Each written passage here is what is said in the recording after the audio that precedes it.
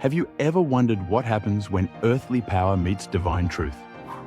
Picture a Roman courtroom in the 1st century, where a prisoner in chains stands before one of the most powerful men in the ancient world. This isn't just any prisoner, and this isn't just any king. This is the moment when the Apostle Paul faces King Herod Agrippa the Second, and what unfolds will echo through history. The year is approximately 60 AD.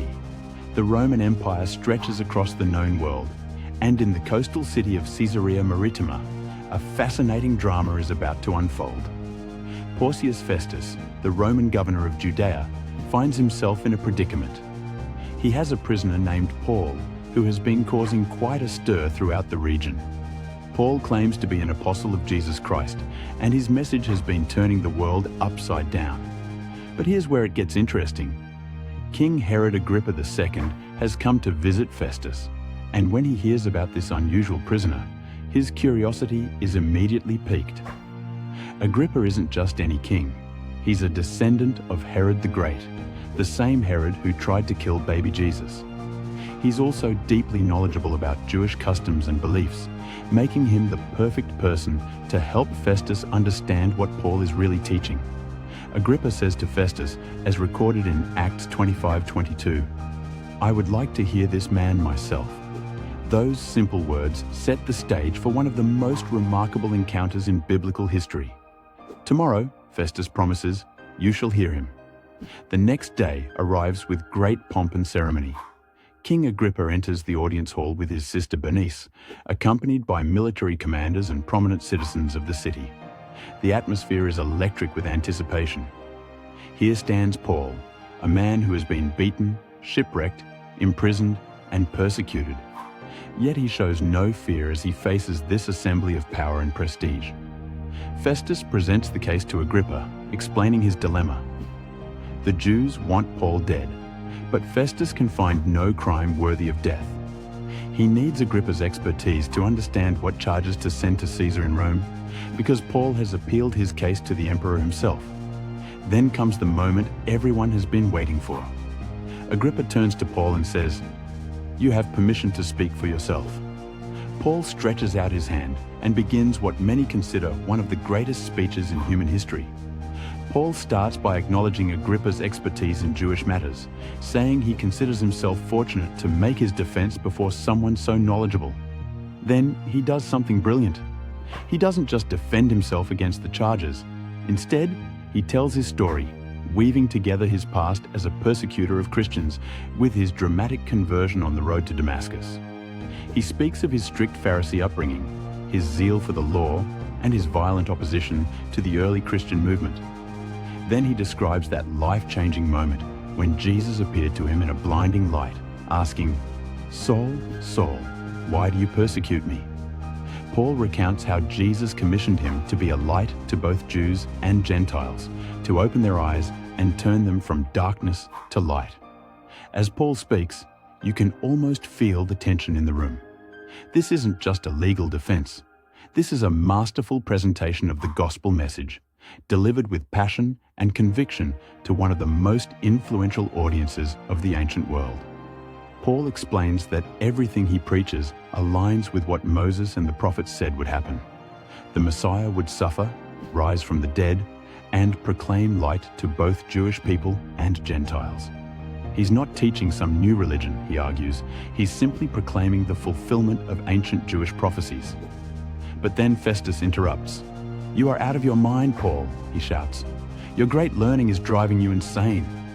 The Roman governor simply cannot comprehend what Paul is saying. To Festus, talk of resurrection and divine visions sounds like the ravings of a madman. Paul remains calm and composed. "I am not insane, most excellent Festus," he replies. "What I am saying is true and reasonable. The king is familiar with these things, and I can speak freely to him. I am convinced that none of this has escaped his notice, because it was not done in a corner." Then Paul does something audacious. He turns directly to King Agrippa and asks, "King Agrippa, do you believe the prophets? I know you do." The entire room falls silent. A prisoner in chains has just challenged a king about his faith. The boldness is breathtaking. Agrippa's response has echoed through history. In Acts 26:28 he says, "Do you think that in such a short time you can persuade me to be a Christian?" Some translations render it as, "Almost you persuade me to be a Christian." Either way, the king acknowledges that Paul's words have had a profound impact on him. Paul's reply is both humble and hopeful. "Short time or long, I pray to God that not only you, but all who are listening to me today may become what I am, except for these chains." Even in his imprisonment, Paul's heart overflows with love for those who hold power over him. The audience is over, but the conversation continues. Agrippa, Bernice, and Festus withdraw to discuss what they've heard. Their conclusion is unanimous and remarkable. As recorded in Acts 26:31, they agree, "This man is not doing anything that deserves death or imprisonment." Agrippa delivers the final verdict to Festus. This man could have been set free if he had not appealed to Caesar. It's a stunning admission.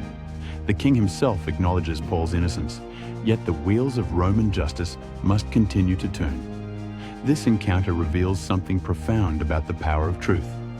Here was Paul, a prisoner with no earthly authority, no political connections, no wealth or status. Yet his words captivated a king, convinced a governor, and left an entire royal court acknowledging his innocence.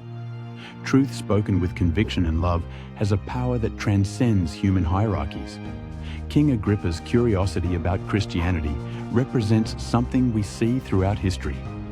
Even those in positions of great power and privilege find themselves drawn to the message of the gospel. There's something about the story of Jesus that captures the human heart, regardless of social status or political position. The encounter also demonstrates the importance of being ready to give an account of our faith. Paul didn't waste this opportunity to speak before royalty. He used every moment to present the gospel clearly and compellingly. His preparation, his knowledge of Scripture, and his personal testimony combined to create a powerful witness that even a king couldn't ignore. Today, we may not stand before kings and governors, but we all have opportunities to share our faith with those around us. Paul's example teaches us to speak with respect, to know our audience, and to present the gospel as the fulfillment of God's eternal plan, not as something strange or foreign. The story of King Agrippa's interest in Christianity reminds us that the gospel message has the power to penetrate any heart and reach any level of society. From prisoners to kings, from the powerful to the powerless, the truth of Jesus Christ continues to capture hearts and change lives, just as it did in that Roman courtroom 2,000 years ago.